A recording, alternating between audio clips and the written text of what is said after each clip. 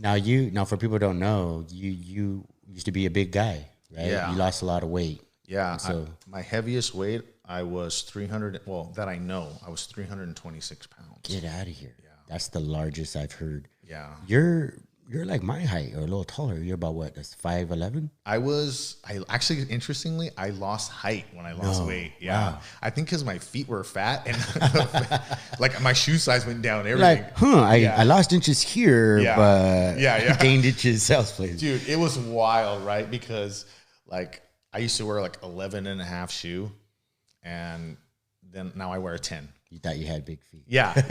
And the lady be like, your foot's a 10. I'm like, no, trust me, it's not, right? I'm getting work boots or something, and then it just didn't feel comfortable, right? Yeah.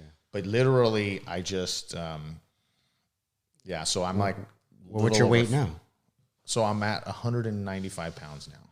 Holy moly. So you lost like a whole person almost. Well, to the lightest I got, I went down to 155. But I was trying to see at what weight I could compete at, and I didn't really feel comfortable in the 150s. Like, it wasn't sustainable for me. Were you always a big kid, or? Yes. Yeah. So what caused that? What caused you to get so heavy? I was thinking about that, like, when I was driving here. I was like, trying to think about, like, why was I, fat my whole life, big boy?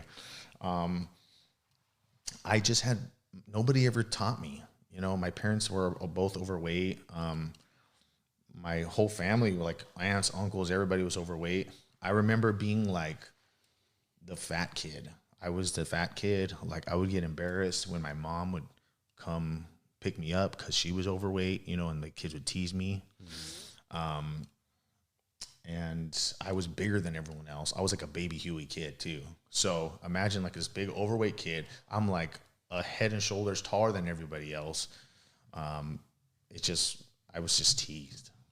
So I think just bad nutrition. Nobody ever taught me you can't eat whatever you want whenever you want. Yeah. So were you alone a lot as a kid?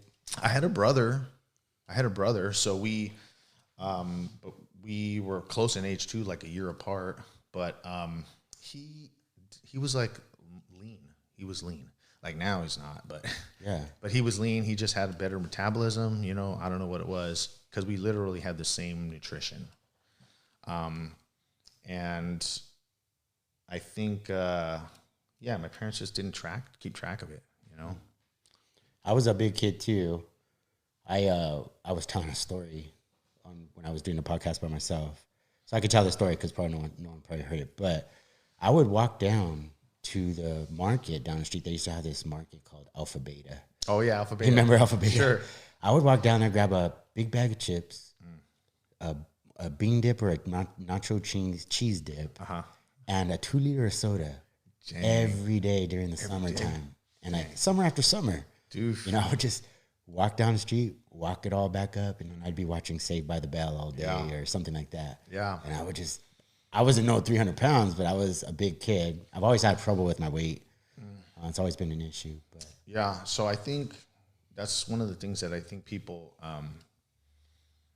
aren't really taught, right? If you go to the doctor and you're hurt, they'll say, oh, something's wrong with your body. They say, have this medicine, right? Right. They don't ever say, oh, what's your nutrition like? Never.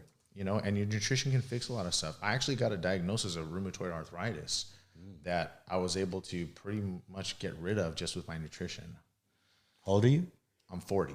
Oh. Okay. Yeah, I'm 40. Yeah. So I'm not like a holistic medicine type of person at all. I'm just saying, like, nutrition is really, really important for health.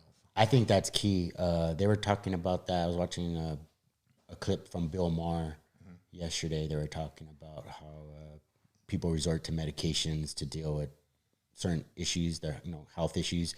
And his guest, I don't remember her name, she was basically saying that nutrition and exercise is all you really need in order to cure a lot of our ailments. A lot of the problems that we're experiencing, physically, that whatever we're experiencing, disease and stuff, simply managing our diet. And she basically said just eating less. Because in this country we eat so much. I mean, I eat a lot. I'm an overeater. I will admit that. I can literally it's weird, man. Especially if I'm not doing well psychologically, I'll have a lot of processed food, like cookies. I'll eat like 6 large. I'll go to 7-Eleven and buy me 6 large oatmeal raisin cookies, and then a muffin, and then I'll go have some slices of pizza, and that's when I really start to feel not just physically sick, but up here I feel sick, and I start developing things like depression or feeling like this depressive state. Yeah. But I know enough to recognize, okay, you're feeling this way because you're treating yourself badly, your body physically, you're eating crap. But it's like this vicious cycle because I'm eating this crap because I must be feeling some kind of way up here. And then I'm feeling, like in a cycle. Sure. I'm eating a lot because I feel a way up here, and then I feel a way up here because I'm eating a lot. Yeah. And I one of the things that I really want to, do on this show is there's people who are probably experiencing the same thing with overconsumption. Sure. I think it's interesting that the Bible talks about gluttony. And I think that God knows that there's certain things that make us sick and unhealthy spiritually as well as physically. And he puts it in there to remind us, hey, you need to watch your diet. Yeah. This is good information for 2,000 years ago, but it's even more important, or it's prevalent now, especially with the type of foods that are out there. Yeah. It's hard to find food that is nutritious. We're not taught to grow our own food in the outside in our backyards or anything like that. We're dependent on the supermarkets.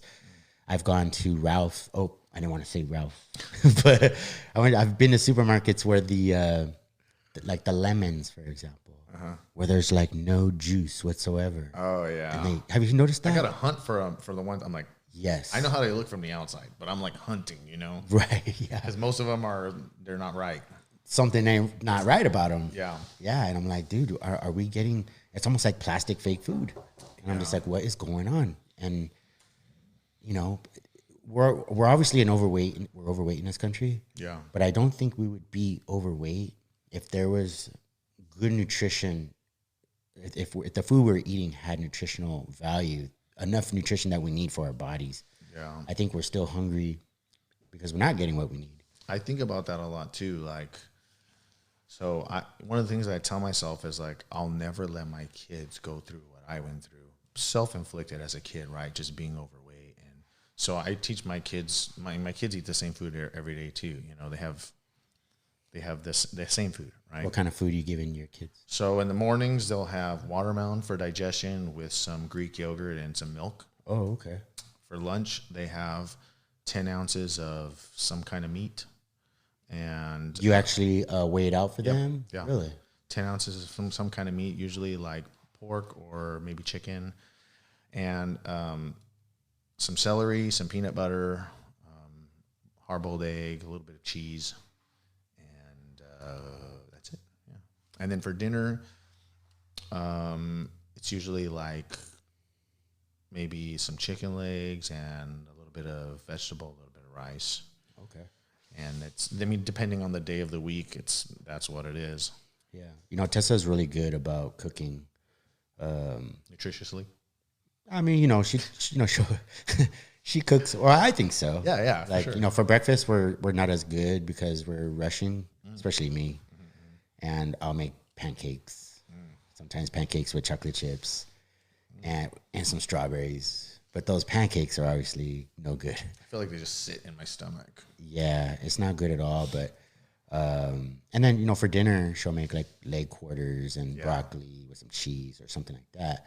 But what I noticed is that our kids go to a lot of birthday parties and they go to a lot of events, and then every single time, and I noticed this over a year ago, I was like, man, these kids are coming home with bags of candy every weekend, big large bags of candy.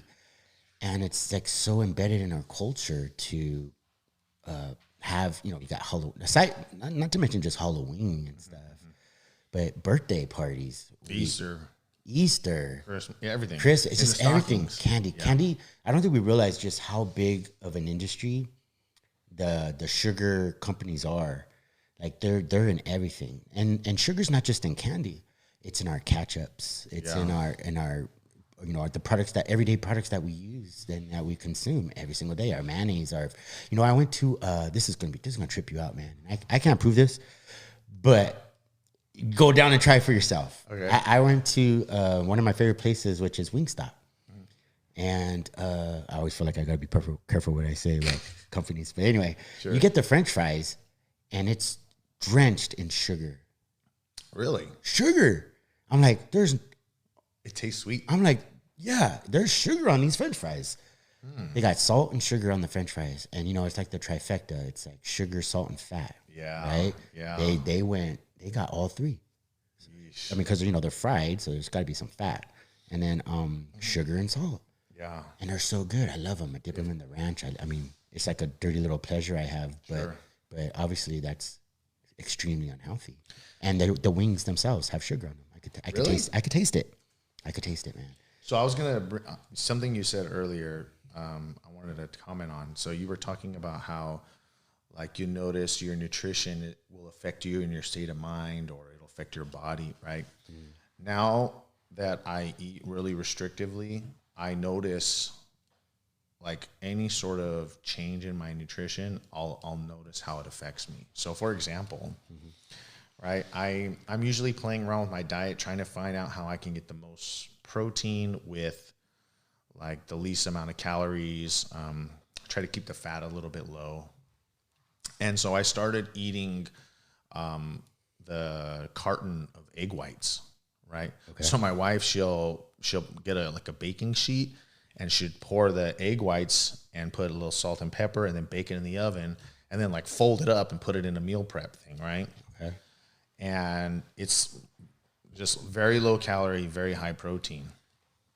And I started noticing that for like the days after I would eat those, my joints would be so sore, like really sore. And I wasn't putting two and two together. Like, why am I feeling so sore in my joints, right? So I started looking at the label, and there's like 5,000 milligrams of sodium inside that carton. Plus my wife was putting salt, and I couldn't taste the sodium. But it's there. But it's in there. Wow. And so once I cut them out, joint pain went away. Totally went away. Yeah. So definitely what you're saying is true. Like, your nutrition can affect your mind, your body. Like, I never thought about like things like inflammation. Yeah. Like, my elbows right now are hurting. Well, I was at jiu-jitsu too, but I also feel at night, because sometimes I'll have to get up to use. I'm older, you know. Sometimes I get up at night and use the restroom and stuff.